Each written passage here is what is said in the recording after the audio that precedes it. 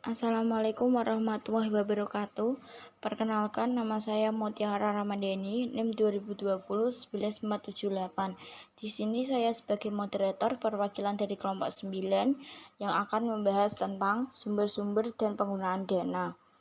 Sebelumnya saya akan memperkenalkan teman-teman saya. Yang pertama, Bunga Amalia, NIM 2020-11479.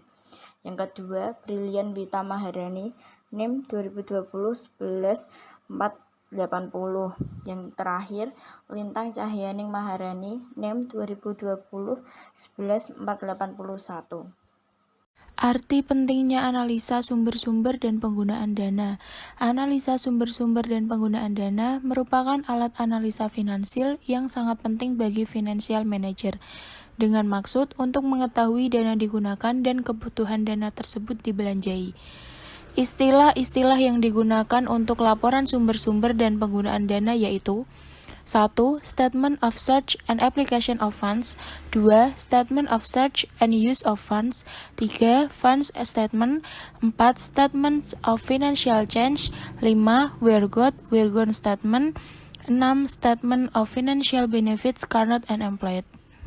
Dana dalam aliran kas. Langkah penyusunan laporan sumber-sumber dalam aliran kas. 1. Menyusun laporan perubahan neraca yang menggambarkan perubahan masing-masing elemen neraca antara dua titik waktu yang akan dianalisa. Biasa disebut bulanan atau tahunan. 2. Mengelompokkan perubahan dalam golongan perubahan yang memperbesar kas dan golongan perubahan memperkecil jumlah kas. 3. Mengelompokkan elemen dalam laporan rugi laba atau laporan laba ditahan ke golongan memperbesar kas dan memperkecil jumlah kas. 4. Mengadakan konsolidasi dari semua informasi tersebut dalam laporan sumber-sumber penggunaan dana. Perubahan yang efeknya memperkecil dana kas dan dikatakan pengguna dana. Bertambahnya aktiva lancar selain kas, yaitu aktiva lancar dapat terjadi karena pembelian barang dan membutuhkan dana. Dengan demikian merupakan penggunaan dana. Bertambahnya aktiva tetap, yaitu bertambahnya aktiva tetap bruto dapat terjadi karena adanya pembelian aktiva tetap dan pembelian merupakan penggunaan dana. Berkurangnya utang. Berkurangnya utang dapat terjadi karena perusahaan telah melunasi atau mengangsur utang. Pembayaran merupakan penggunaan dana. Berkurangnya modal. Berkurangnya modal dapat terjadi karena pemilik perusahaan mengambil kembali atau mengurangi modal merupakan penggunaan dana. Pembayaran cash dividend. Pembayaran cash dividend jelas merupakan penggunaan dana. Cash dividend dibayarkan dari keuntungan neto sesudah pajak. Adanya kerugian dalam operasinya perusahaan. Dengan adanya kerugian, tambahan dana digunakan untuk menutup kerugian. Semakin adanya kerugian merupakan penggunaan dana.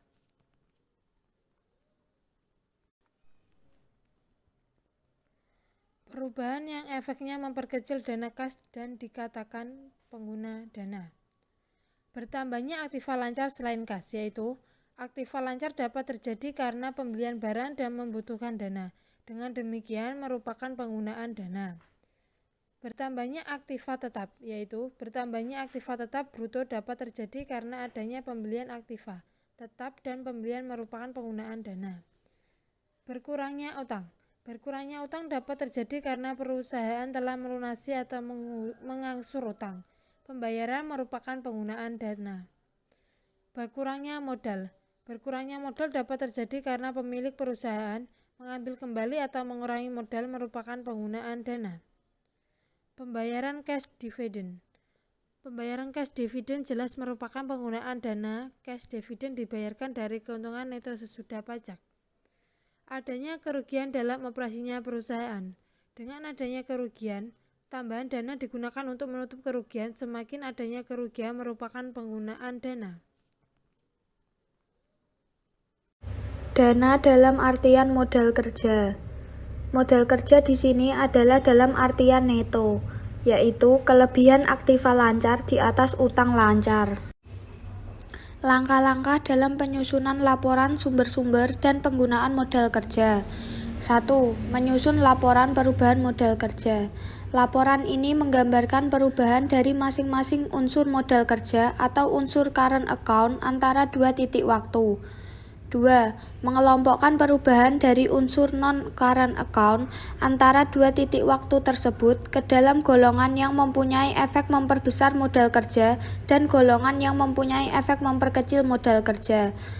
3. Mengelompokkan unsur dalam laporan laba ditahan ke dalam golongan yang perubahannya mempunyai efek memperbesar atau memperkecil modal kerja.